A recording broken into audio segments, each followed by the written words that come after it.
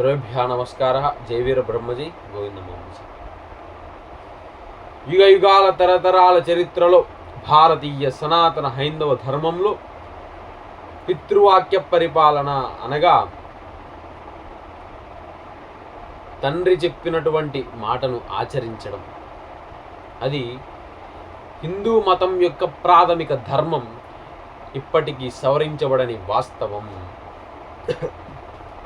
అనగా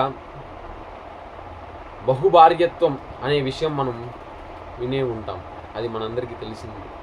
ఒకరు ఇద్దరు ముగ్గురిని వివాహం చేసుకోవడం, దానిని సవరించారు. అంతేకాకుండా బాల్య వివాహాలు ఇవి పూర్వకాలంలో ఎక్కువగా జరిగేవి, దీనిని కూడా సవరించారు. కానీ పితృవాక్య పరిపాలన, తండ్రి చెప్పినటువంటి మాటను ఆచరించడం, ఇది ఏ ధర్మంలో కానీ, ఏ ధర్మశాస్త్రాలలో కానీ, ఏ చట్టాలలో కానీ దీనిని ఆచరించవద్దు అని చెప్పలేదు.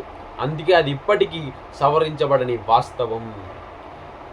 బ్రహ్మ విష్ణు మహేశ్వరులు, సప్త ఋషులు, జగద్గురువులు, తల్లి తండ్రి గురువు దైవం అన్నారు. తల్లి తండ్రి గురువుకు అంతటి మహోన్నతమైన స్థానాన్ని ఇచ్చినవి మన భారతీయ సనాతన హైందవ ధర్మం, మన భారతీయ సమాజం.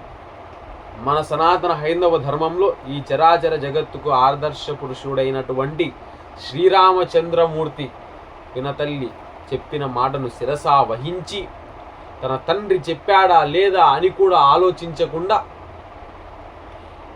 తన పితృవాక్య పరిపాలన కొరకు శ్రీరామచంద్రమూర్తి తెల్లవారితే పట్టాభిషిక్తుడై ఈ సువిశాల భారతావనికి చక్రవర్తి కావాల్సిన అతను తన తండ్రి మాటను గౌరవించి ఆచరించి అర్ధరాత్రి అఖండ భారతానికి చక్రవర్తి కావాల్సిన వారు అరణ్యానికి వెళ్ళిపోతారు.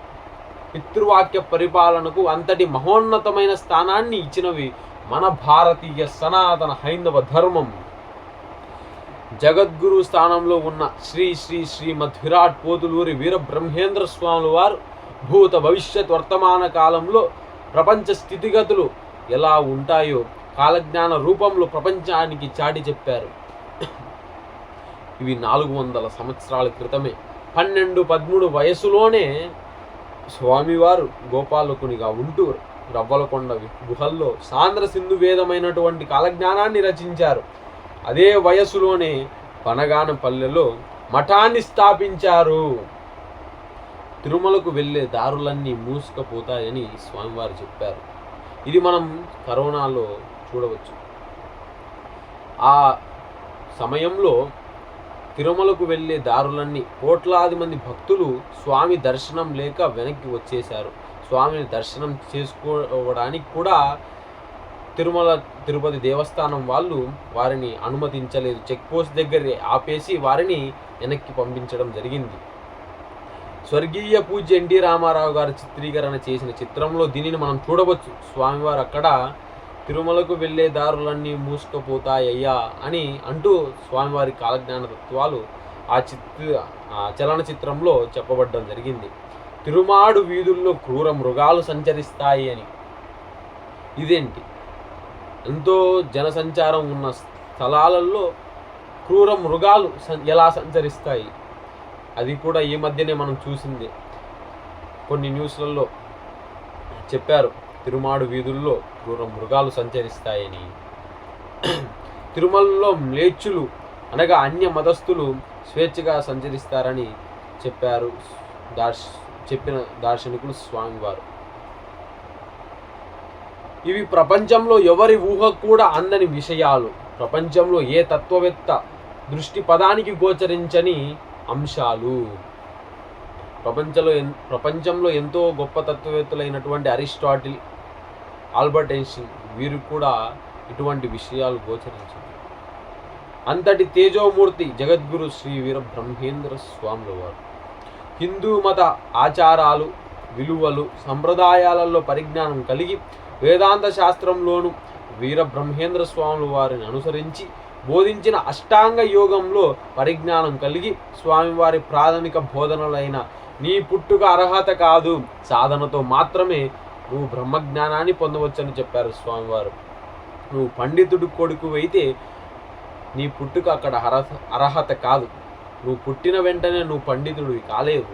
నువ్వు సాధన చెయ్యాలి, ఆ విద్యను పొందాలి, దానికి తగ్గిన జ్ఞానాన్ని పొందాలి, చివరికి నువ్వు పండితుడు అవుతావు. కానీ నువ్వు పుట్టిన వెంటనే నువ్వు జ్ఞానం దానంతటా అదే వచ్చేది. అందుకే నీ పుట్టుక అర్హత కాదు, సాధనతో మాత్రమే నువ్వు బ్రహ్మజ్ఞానాన్ని పొందవచ్చని స్వామివారు చెప్పారు.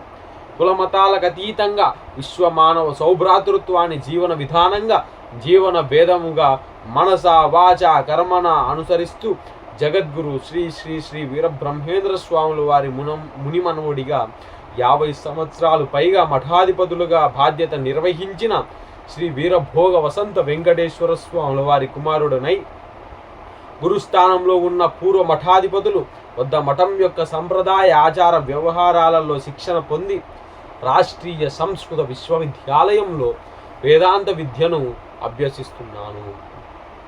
స్వస్తి.